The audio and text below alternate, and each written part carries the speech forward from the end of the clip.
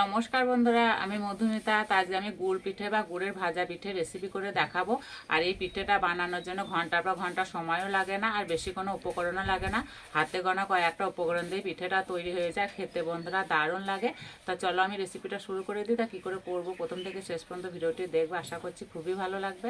এই পিঠের জন্য আমি এখানে 1 বাটি সুজি নিয়েছি, একটা বাটির মধ্যে নিয়ে নেব। আর দেবো হাফ বাটি জল।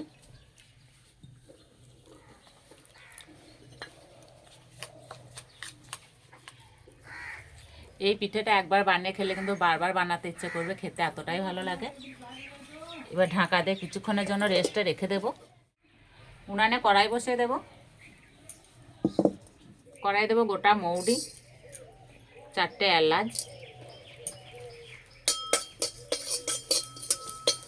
হালকা করে একটু ভেজে নেব, বেশি ভাজবো না, তাহলে খেতে ভালো লাগবে না। এই ভাজা মশলাটা দিলে না পিঠের স্বাদটা দ্বিগুণ বেড়ে যাবে।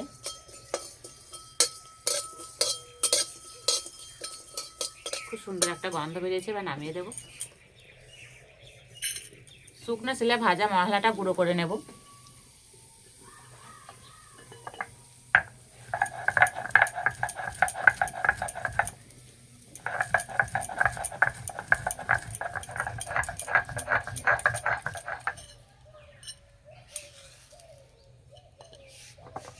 চাপাটা খুলে দেব। এই যে সুজিটা খুব সুন্দর ভিজে গেছে, এবার বেটে নেব।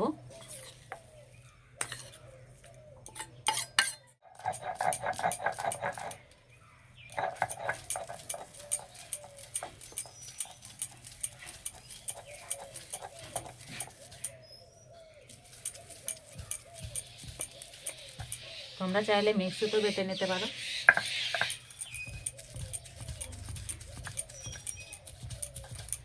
যা ঠান্ডা করছে, আজকে মনে হচ্ছে না যে রোদ হবে, মেঘ পুরো অন্ধকার হয়ে আছে।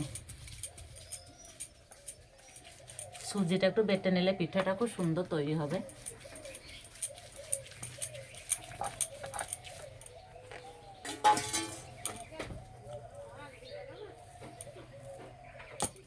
এই সুজির মধ্যে দেব স্বাদ মতো নুন, ভাজা মশলা গুঁড়ো। এখানে 1 বাটি সুজির জন্য 1 বাটি খেজুরের গুড় নিয়েছি, আর আমি এখানে খেজুরের ঝোলা গুড় নিয়েছি। তোমরা চাইলে পাটালি গুঁড়ও নিতে পারো, স্বাদটা একই রকম লাগবে।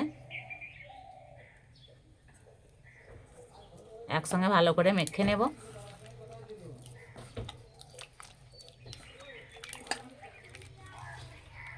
একটু সময় ধরে এইভাবে মেখে নিতে হবে, গুড়টা সবটাই লেগে যাবে।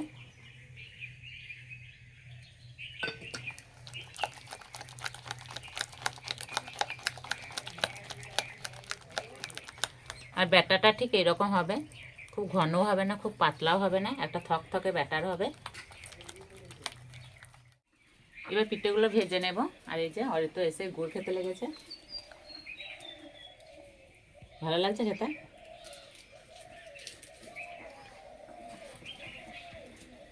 কড়াই দেবো 1 চামচ তেল। এবার ব্যাটার দিয়ে দেবো, আর দেওয়ার আগে এভাবে একটু ভালো করে ঘুলিয়ে নেব। হাফ পাতা করে নেব আর দিয়ে দেবো।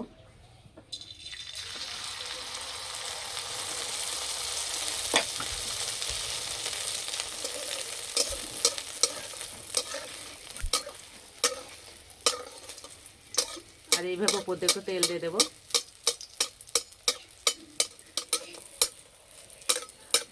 কত সুন্দর ফুলছে।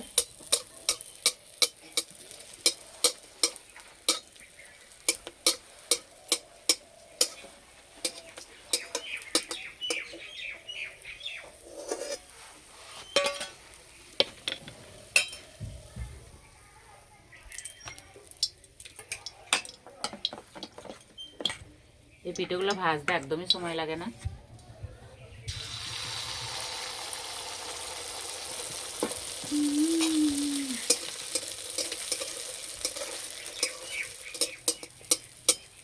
একদম কম আছে, পিঠেগুলো ভেজে নেব।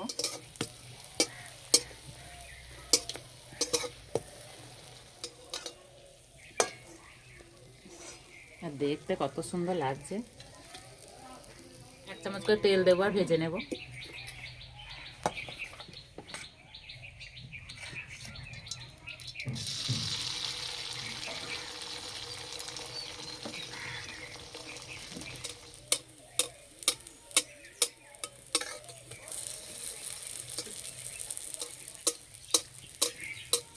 প্রত্যেকটা পিঠে খুব সুন্দর ফুলছে।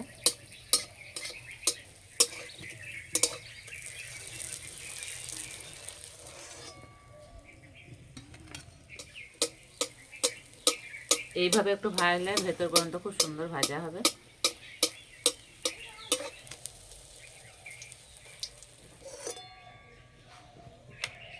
এই পিঠেগুলো দেখতে কতটা লোভনীয় হয়েছে, দেখেই খেতে ইচ্ছে করবে। খাওয়ার জন্য একদম রেডি হয়ে গেছে। আর এই যে অরিত্র আছে, নাও।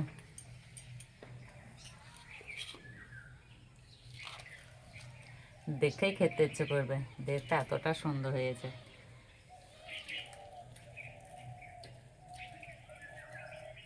আর ভিতরটা একদম জালিদার ভাব হয়েছে।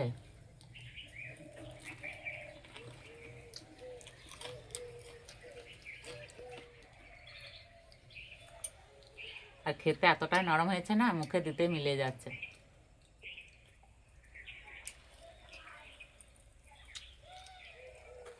সত্যি বন্ধুরা, খেতে দারুণ লাগছে। আর যখনই পিঠে খেতে মন চাইবে, পিঠেটা ঝটপট তৈরি করে নিতে পারো।